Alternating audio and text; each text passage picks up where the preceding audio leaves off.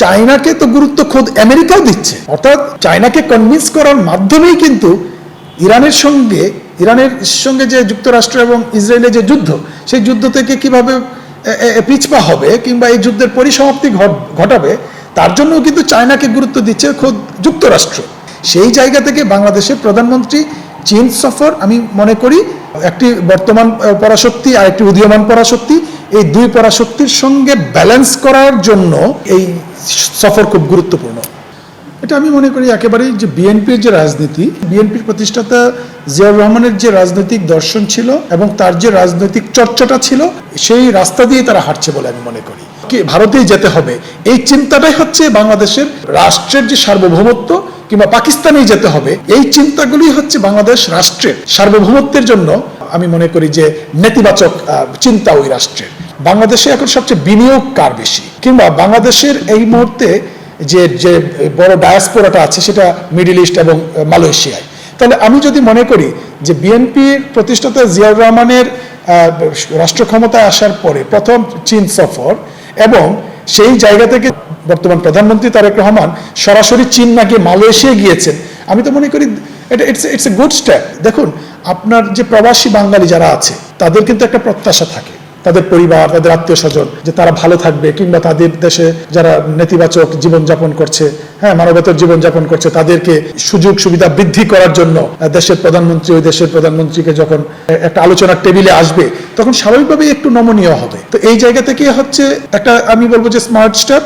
আর দ্বিতীয়ত কথা হলো বাংলাদেশের যে জিও স্ট্র্যাটেজিক লোকেশন এবং ভারতের যে বৈপরীত্য, আমি মনে করি প্রতিবেশী ভারতের যে বৈপরীত্য, এই প্রেক্ষাপটে চীন সফর ইনভেস্টমেন্টের দিক থেকে হলেও অনেক বেশি গুরুত্বপূর্ণ, যে এর কোনো বিকল্প ছিল বলে মনে হয় না। কারণ পৃথিবীতে এখন যে পরবর্তী পরাশক্তি চায়নাকে আমরা অনুমান করছি, চীনকে অনুমান করছি।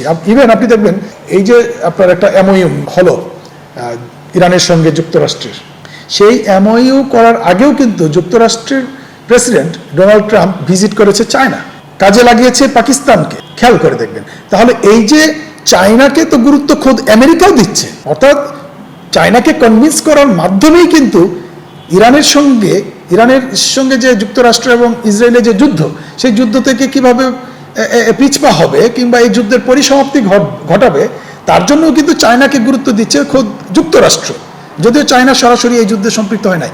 সেই জায়গা থেকে বাংলাদেশের প্রধানমন্ত্রী চীন সফর, আমি মনে করি যে একটি বর্তমান পরাশক্তি আর একটি উদীয়মান পরাশক্তি, এই দুই পরাশক্তির সঙ্গে ব্যালেন্স করার জন্য এই সফর খুব গুরুত্বপূর্ণ।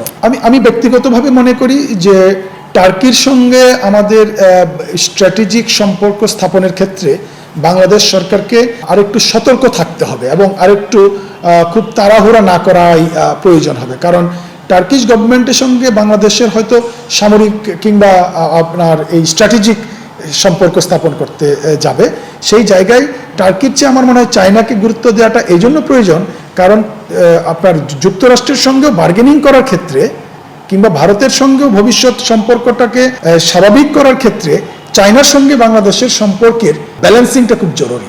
ফলে সেই দিক থেকে টার্কির সঙ্গে গুরুত্ব, টার্কি না, যে কোনো রাষ্ট্রের সঙ্গেই বাংলাদেশ রাষ্ট্রের এখন তার অর্থনীতি, তার ভবিষ্যৎ স্ট্র্যাটেজিক পজিশনের কারণে আমাকে আমার সুবিধা, আমার ন্যাশনাল ইন্টারেস্টকে মাথায় রেখে এই সম্পর্কগুলোকে দেখতে হবে। সেটা টার্কি হোক, সেটা নেপাল হোক, সেটা ভারত হোক, বাট ডেফিনেটলি আমার স্বার্থটাকে আগে দেখতে হবে। আমার অর্থনৈতিক, আমার সামরিক, আমার যে জিও স্ট্র্যাটেজিক যে জায়গা এবং আমার যে খনিজ সম্পদ আরোহণ করা এবং সমুদ্র নিরাপত্তা, এই সব কিছু আমি যখন আমার জাতীয় স্বার্থ কেন্দ্রিক চিন্তা করব, তখনই কেবল আমার এই সম্পর্কের বিষয়গুলো জনগণ অ্যাকসেপ্ট করবে। আর জনগণ অ্যাকসেপ্ট করা মানে হচ্ছে আমার রাষ্ট্রের গ্লোবাল ইমেজ এবং রাষ্ট্রের সার্বভৌমত্বের জন্য পজিটিভ। এই জন্য বাংলাদেশ সরকার মনে করছে যে আসিয়ানের সদস্য যদি হতে পারে, তাহলে সেই ক্ষেত্রে হয়তো তারা এই জায়গায় একটু বেটার একটা পথ তৈরি করবে। অবজারভার স্টেটও যদি হয়, সেক্ষেত্রেও দেখা যাবে যে আমাদের যথেষ্ট একটা বার্গেনিং ক্যাপাসিটি ডেভেলপ করবে। কারণ মিয়ানমারের যে মিয়ানমারের সমাধানটা এখানে মিয়ানমার এই রোহিঙ্গা রিফিউজিদের সমস্যার সমাধানটা তখনই করবে যখন চায়না কনভিন্স থাকবে। এটাও কিন্তু আমাদের মাথায় রাখতে হবে। সেই জায়গা থেকেও এই চায়নার সঙ্গে বাংলাদেশের যোগাযোগের ব্যাপারটা আরও বৃদ্ধি করা যথেষ্ট প্রয়োজন বলে আমি মনে করি। এই বিষয়টাও কিন্তু ভারতকে বুঝতে হবে যে এই ধরনের নেতিবাচক অ্যাপ্রোচ দিয়ে, অর্থাৎ পুশিং কিংবা সীমান্ত হত্যা দিয়ে রাজনৈতিক প্রেশার সৃষ্টি করে যে রাজনৈতিক দলটা এখন কার্যক্রম নিষেধ আছে আওয়ামী লীগ, তাকে বেনিফিট দিবে, তখন দেখা যাবে যে আওয়ামী লীগও এখানে ক্ষতিগ্রস্ত হচ্ছে, ইভেন ভারতের সাথে বাংলাদেশের সম্পর্কের জায়গাও ক্ষতিগ্রস্ত হওয়ার সম্ভাবনাই বেশি।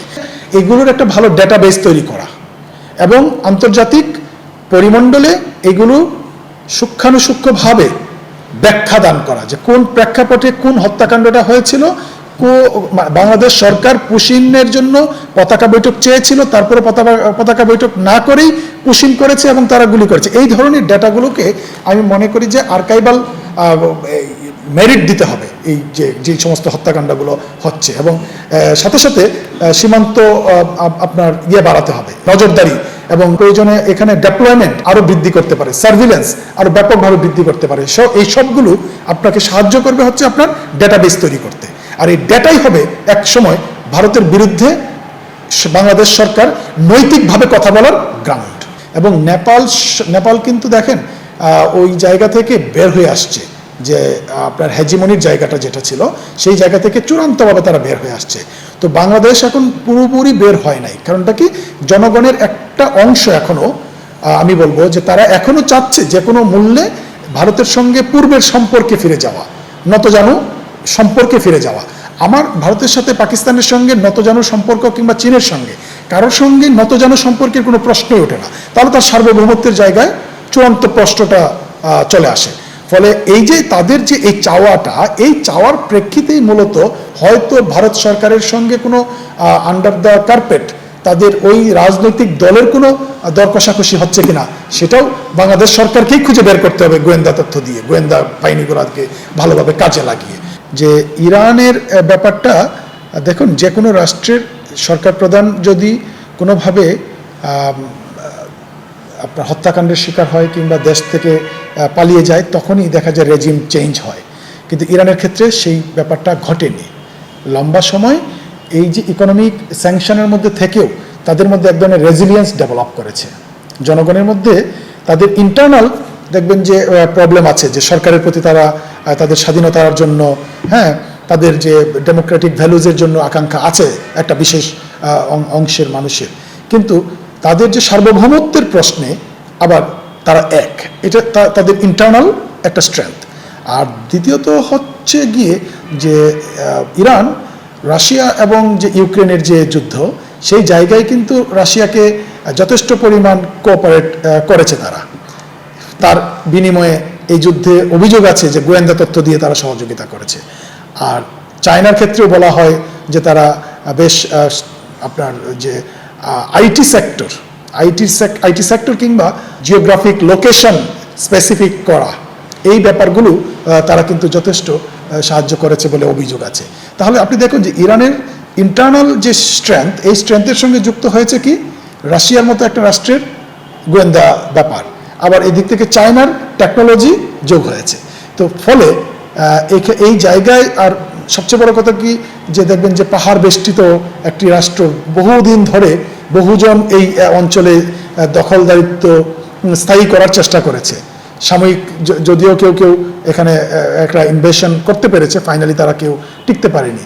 ফলে এই যে তাদের লেয়ার বাই লেয়ার তাদের যে সামরিক শক্তি, গোয়েন্দা শক্তি কিংবা আপনার অ্যাডমিনিস্ট্রেশন যেভাবে সাজিয়েছে, এবং কম খাদ্য, কম পরিবহন, কম আপনার যে সুযোগ সুবিধার মধ্য দিয়ে তাদের যে মোটা দাগে তাদের একটা রেজিলিয়েন্স ডেভেলপ করেছে, যে আমরা যুদ্ধকালীন সময়ে আমরা না খেয়ে থাকবো প্রয়োজনে, তারপর দেশের সার্বভৌমত্বের প্রশ্নে আমরা এক থাকবো। যেমন যুক্তরাষ্ট্র একবার ঘোষণা দিয়েছিল যে তাদের পারমাণবিক যে জায়গাগুলো, স্থাপনাগুলো আছে এবং বিশেষ গুরুত্বপূর্ণ যে সামরিক স্থাপনাগুলো আছে, এগুলো ধ্বংস করে দেবে। তখন কি হয়েছিল, ইরানের যে সাধারণ জনগণ ওই স্থাপনার পাশে গিয়ে বলেছে, তো ধ্বংস করার আগে আমাদের ধ্বংস করো।